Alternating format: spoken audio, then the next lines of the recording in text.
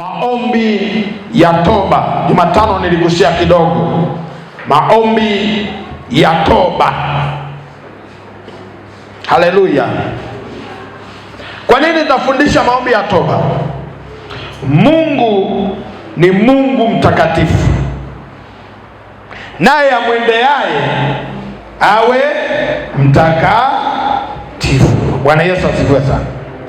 Mungu ni Mungu mtakatifu, na kila amwendeaye lazima awe mtakatifu. Hivyo ni muhimu sana kufundisha maombi ya toba. Na kwenye Biblia kuna watu wameomba maombi ya toba na Mungu akawasamehe na Mungu akawajibu. Jamani, haleluya. Sasa tunapozungumza toba, wakati mwingine tu watu tunasema jamani, tuanze kujitakasa. Saa ingine mtu anaweza sielewe toba ni nini. Toba, ili iwe toba kamili, ina mambo makuu matatu.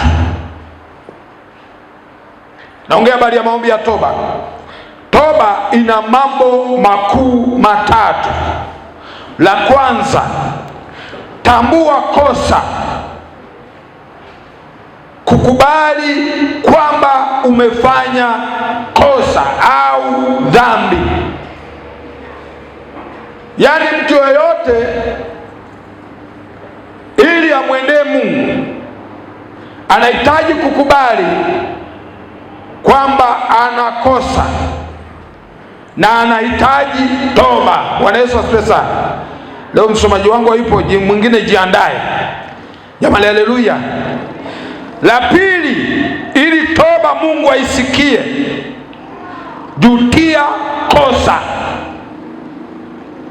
Jutia kosa, huzunika kwa kosa lile. Haleluya, jina la Bwana libarikiwe sana. Hisi huzuni juu ya kosa ulilokosa. Yakobo 4, tuanze na mstari wa 3 na kuendelea.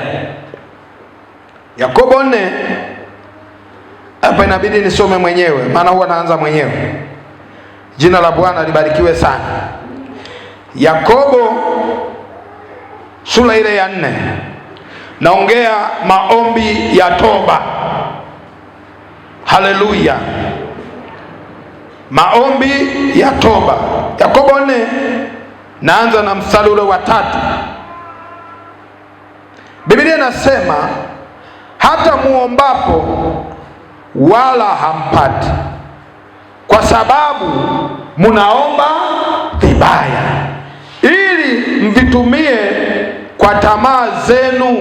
Jamani, haleluya, jina la Bwana libarikiwe sana. Mstari wa 4 una maneno magumu sana. Inasema, enyi wazinzi, hamjui ya kwamba kuwa rafiki wa dunia kwamba rafiki wa dunia ni kuwa adui wa Mungu? Basi kila atakaye kuwa rafiki ya dunia hujifanya kuwa adui wa Mungu. Maana yake mwenye dhambi anafanya kuwa adui wa nani? Wa Mungu.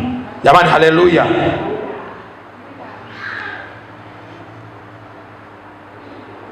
Haleluya. Tunapoendelea kusoma, naomba tuluke kidogo. Naomba tuende mstari wa 7 sasa. Biblia inasema hivi, ili toba yako hiyo kweli, basi mtiini Mungu, mpingeni nani? Shetani, naye atafanya nini? Atawakimbia. Haleluya. Naongea maombi ya toba. Biblia inasema mtiini Mungu, naye shetani atawakimbia. Biblia inasema mstari wa 8, mkaribieni Mungu naye atawakaribia ninyi. Kwa nini tunaomba? Tunataka tuwe na mahusiano mazuri na Mungu. Haleluya! Familia nzuri yenye baraka ni ile yenye mahusiano mazuri. Bwana Yesu asifiwe. Na ni vizuri watu wa Mungu tukaanza na nyumbani, nyumba yako, watoto wako. Haleluya! muwe na mahusiano mazuri. Huwezi kusema unampenda Mungu huku unamchukia ndugu yako. Unajua Biblia inasema mpende adui yako. Mpende na shetani atakimbia. Kuna mtu mmoja alikuwa anamsalimia adui yake, apokea, akipita sema habari za saa hizi, anapita, apokea sipokea, amefanyaje? Amesalimia. Kila akipita anamsalimia, apokea sipokea, amefanyaje? Yeye amesalimia. Kuna siku moja akapokea. Haleluya! amemshinda shetani, hajamshinda. Wangapi kwenye mioyo yao wana mawazo ya kwamba unajua kulipiza kisasi sio Mungu. Sasa anasema mkaribieni Mungu naye atawakaribia. Itakaseni mikono yenu. Jamani, Bwana Yesu asifiwe sana. Hapa ni toba kabisa. Itakaseni mikono yenu, enyi wenye dhambi, na kuisafisha mioyo yenu, enyi wenye nia ngapi? Mbili. Unajua kuna watu wapo makanisani lakini wana nia ngapi? Mbili. Dunia nzuri, kanisa zuri. Mwangalie mwenzako, ambie vipi hapa? Dunia nzuri, kanisa zuri. Yaani anapenda dunia na anapenda nini? Kanisa. Sasa ili Mungu wa kweli akujibu, lipende, uwe wa Mungu kweli kweli. Na wakati mwingine watu wa Mungu, kanisa limekwamisha miujiza ya Yesu kufanyika, kwa sababu anawakuta wanania ngapi? Mbili. Dunia kuzuri, kanisani kuzuri. Sasa Paulo Yakobo anasema iangalieni nyinyi, takaseni mioyo yenu, enyi wenye nia mbili. Haleluya! Bwana Yesu asifiwe. Tuko pamoja? Sasa maombi ya toba huwa yanaanza hivi. Mstari wa 9 anasema huzunikeni na kuomboleza na kulia.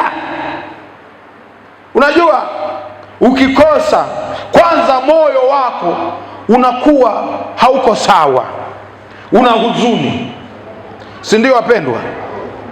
Moyo wa uliokosa huwa hauko sawa, una huzuni. Sasa Yakobo anasema lieni. Jamani, Bwana Yesu asifiwe sana. Huzunikeni, ombolezeni. Haleluya!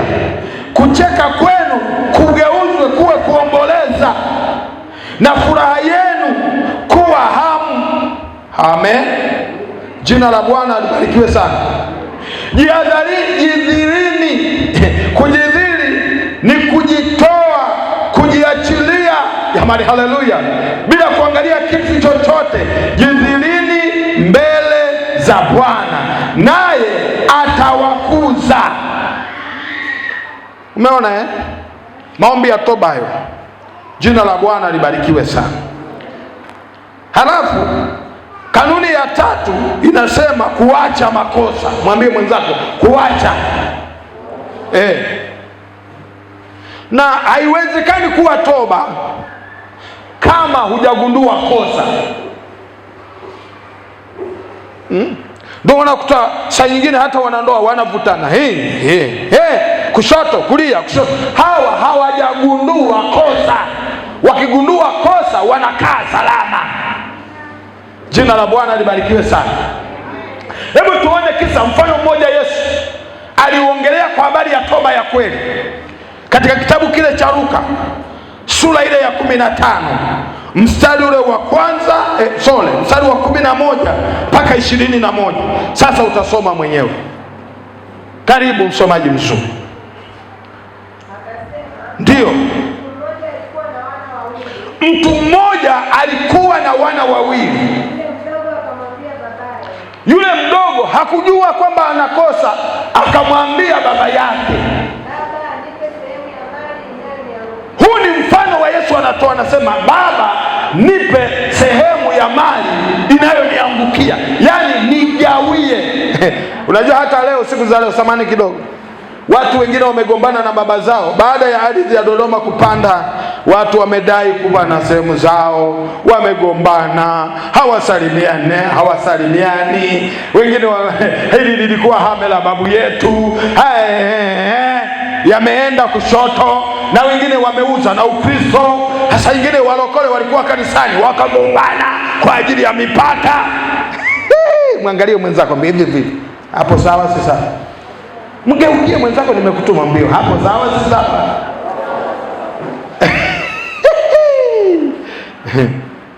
Ni vipi, mligombana na mipaka ni? Jamani, haleluya! Sikilizeni, lazima ugundue na utambue wewe ni Mkristo. Amina. Jina la Bwana libarikiwe sana. Nimekuwa nikiwaambia mambo mengi mimi yaliyonipata, halafu nikasamehe na nikamwona Mungu. Amen. Jina la Bwana libarikiwe sana. Huyu, tuendelee. Yule mdogo akasema, nipe sehemu yangu inayoniangukia. Akamgawia vitu vyake. Akajiona ni fahari sana. Baada ya siku sio nyingi, maana baba yake amempa, akakusanya vitu vyake vyote. Halafu akasema, hapa bwana, nikifanya starehe hapa ninapojulikana hapa hawatanielewa, ngoja niende mbali. Na wengine wakipataga fedha, jamani, amina. Na sasa hivi kuna harufu ya fedha inakuja. Haleluya. Kuna harufu ya nini jamani? Ya fedha wengine wakishapata fedha, Zanzibari. Na Mungu wamemsahau. Haleluya. Hatukatai utalii, kafanye utalii, lakini weka malengo.